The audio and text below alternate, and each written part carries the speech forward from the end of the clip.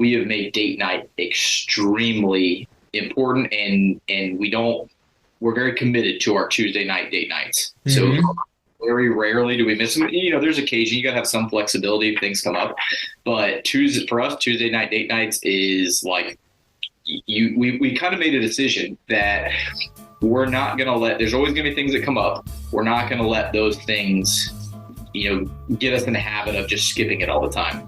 Welcome to the Landscape Cafe and part 2 in this series. Brought to you with support from Fort Myers Garden Service, maintaining and protecting business and residential landscapes. Visit fortmyersgardenservice.com or call 239-990-7494. So did you experience anything with your house or any of your family's houses from the storm? Yeah, our house did pretty well, to be honest. I couldn't even find my shutters for the windows, and we don't have impact windows. So I was pretty nervous. We didn't stay in our house. I was pretty nervous I was going to come home to a bunch of shattered windows, but our house did really well. The fence that I built stayed up, so that made me feel good. Right. But my parents' house got completely flooded, so they're over on the river in Fort Myers. So they were staying with me and my wife for 3 or 4 weeks, and my grandmother's staying with us.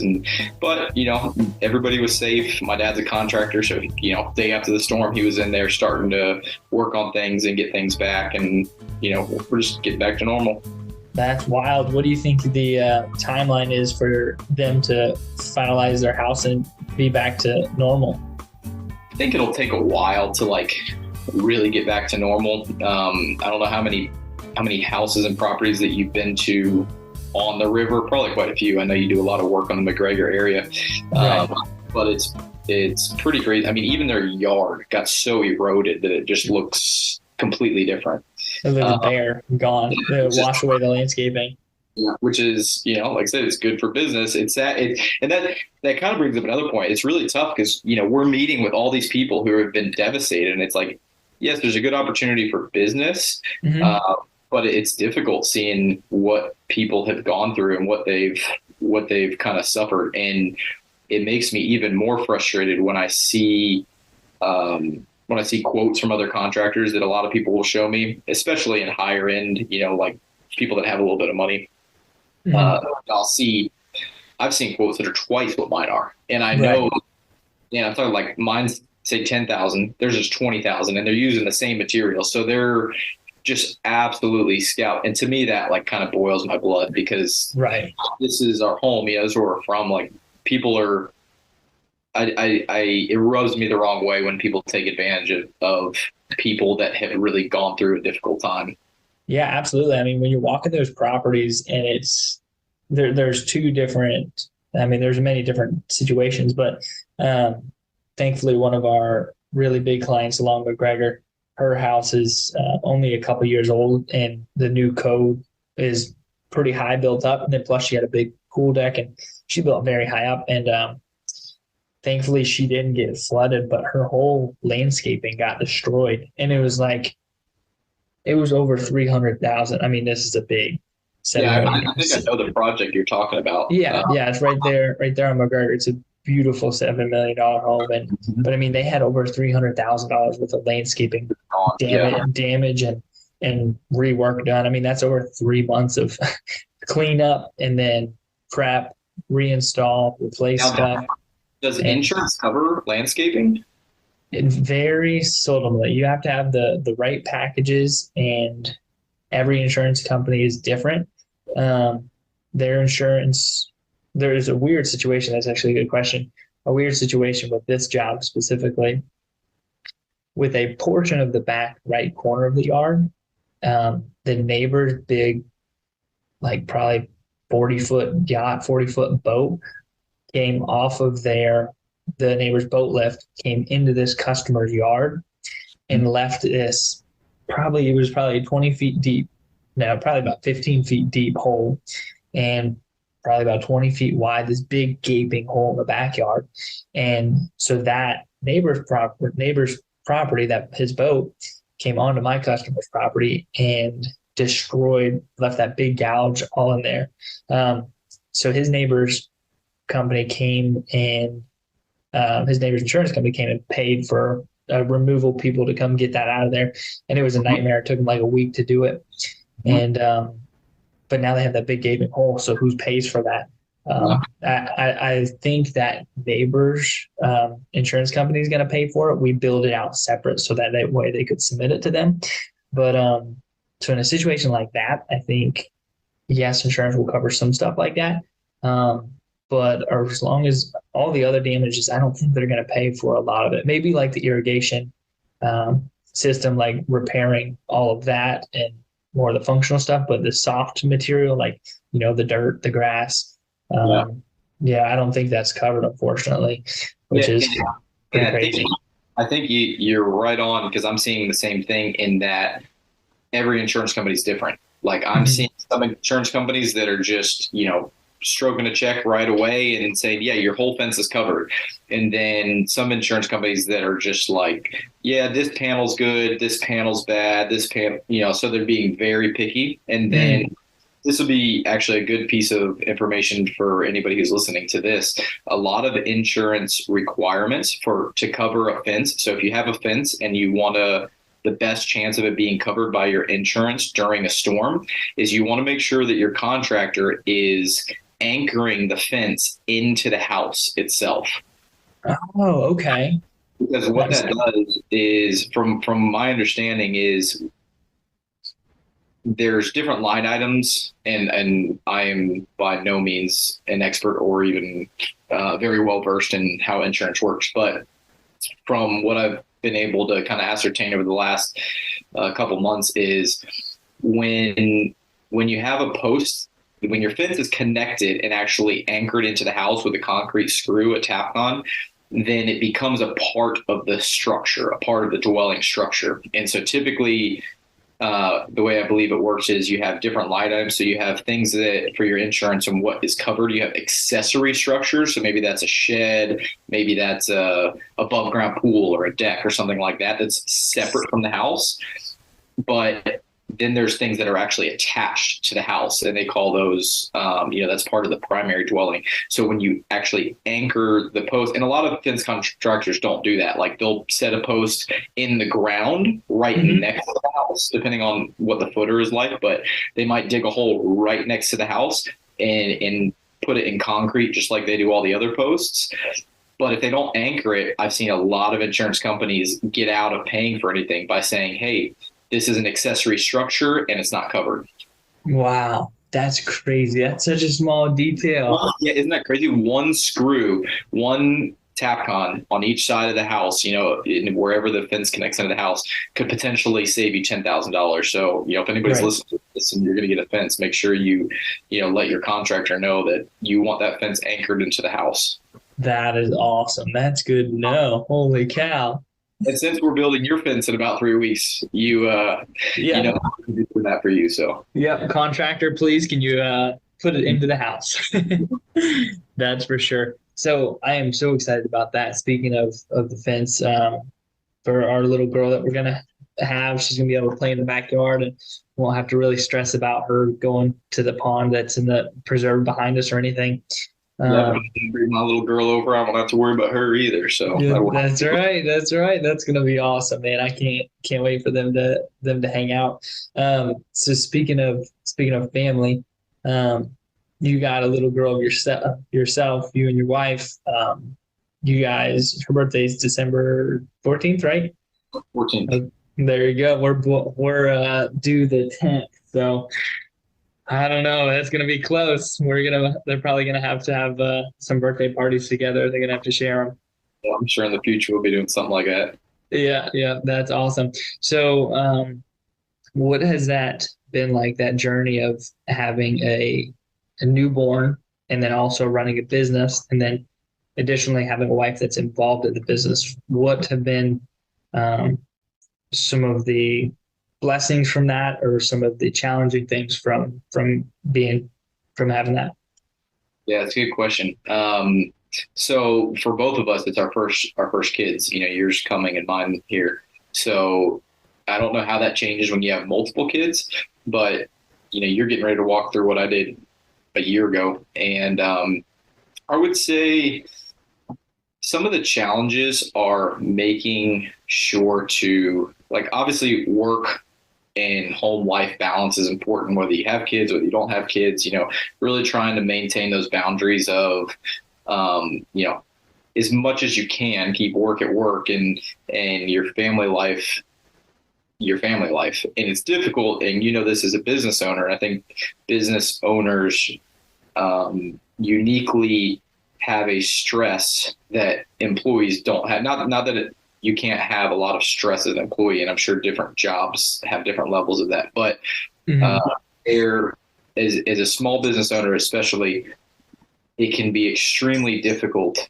to get home and to turn the switch of work and stress and problems and all sorts of things off and give your family the attention that, one, they need, two, they deserve, and three, that you want to give them. You want your family that time. And so that's been a little bit of a learning challenge. And when I got married 2.5 years ago, I was learning that same lesson. And then when you have a child, it's you're kind of relearning it and learning it more. So that's been one of the, I guess, challenging things, but I feel like I do pretty well with that. And it's going to change depending on how important family is to you. So there's a lot of business owners that I know that their business, that's their family. Like that's more important. They have a family, but their business is their priority. But for those of us who have a very deep commitment to our family, and our family is by far more important than our business, it's important that you don't. There's always urgent things at work. There's always difficult things. There's always things going on in your mind, and it can be easy to, I think, justify getting home and kind of being in two different head places. But I think you kind of have to make a conscious decision of adding structure and kind of saying, okay, at this time, it's about my family. Like, I'm turning the phone off, like doing things like that actually make a big difference. Like literally turning the phone off. And sometimes you can do that, sometimes you can't, but those type of things help. And so for me and my wife, just one other side note, like me and my wife, we have made date night extremely, important, and we're very committed to our Tuesday night date nights. So very rarely do we miss them. There's occasion you got to have some flexibility if things come up, but for us, Tuesday night date nights is like, we kind of made a decision that we're not going to there's always going to be things that come up. We're not going to let those things, get us in the habit of just skipping it all the time. And so that's been huge for us. So different decisions and things like that really help keep that balance. That's awesome. That's something I even know here. Tuesday night date nights. I'll look at the calendar. It's funny. Sometimes I'll look at the calendar and be like, oh, it's Tuesdays. And I'll be like, oh, it's Jeff and Bree's date night. Like I'll randomly think about that sometimes because you guys are so good about that and model that very well. I think that's awesome. Yeah. That's something my wife and I, Kitty, we're doing it for like Thursdays for quite a while. But man, I'd love to step up and really commit more firm like you guys do and just make it the same night every single week. You guys do such a good job with that.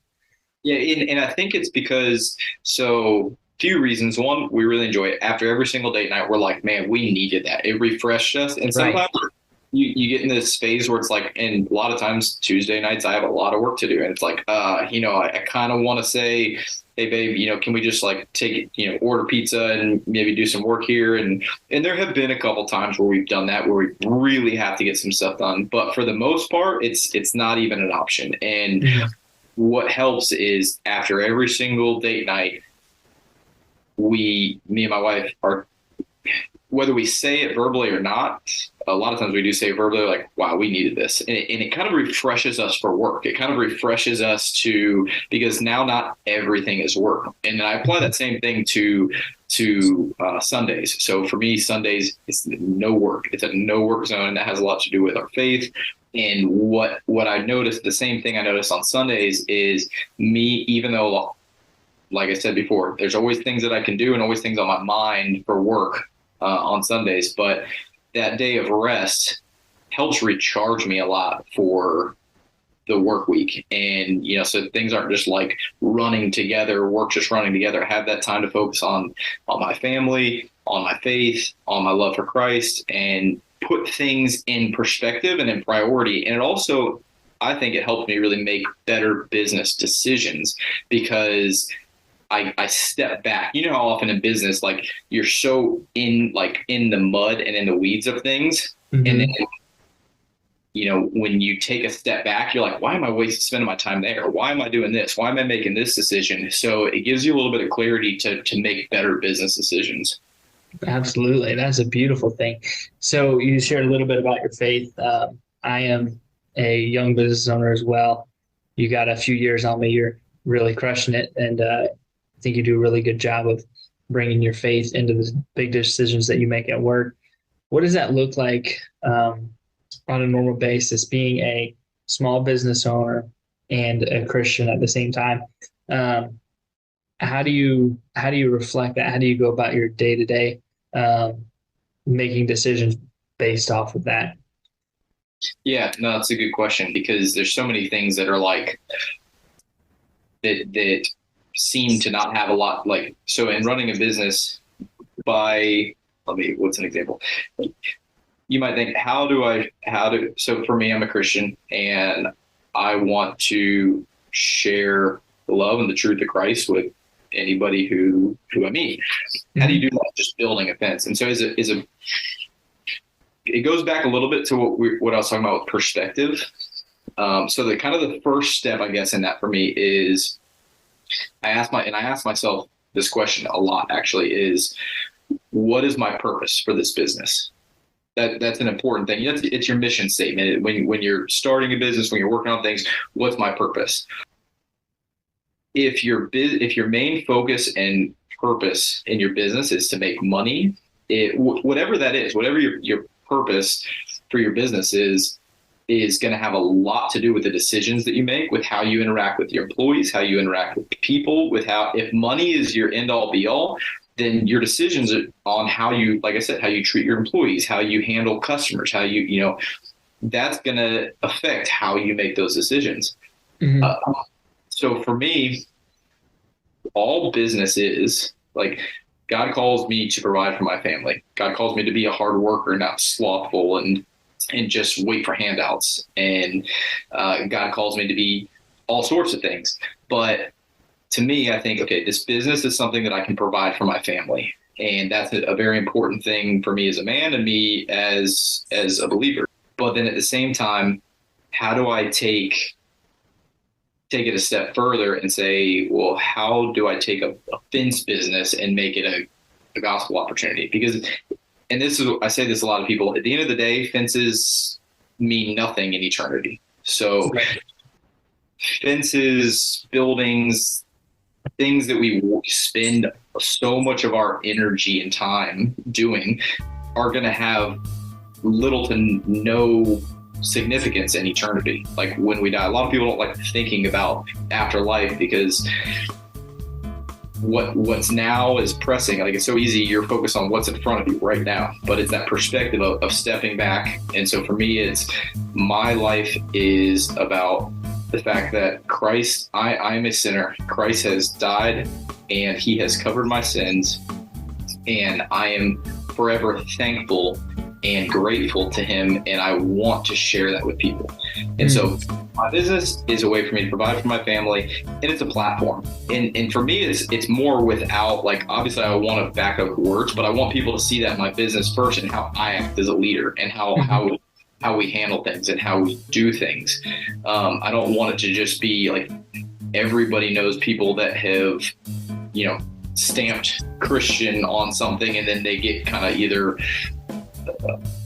screwed over by them or, taken advantage of or whatever it is. They just get, what was said and what was done was completely different. Yes, right. The Landscape Cafe is a production of Pure Landscaping and the Niche Podcast Network. Learn more about Bailey, Katie, and the team by visiting purelandscaping.com. You can find us anywhere you listen to podcasts. And don't forget, the best place to rate or follow the show is at thelandscapecafe.com.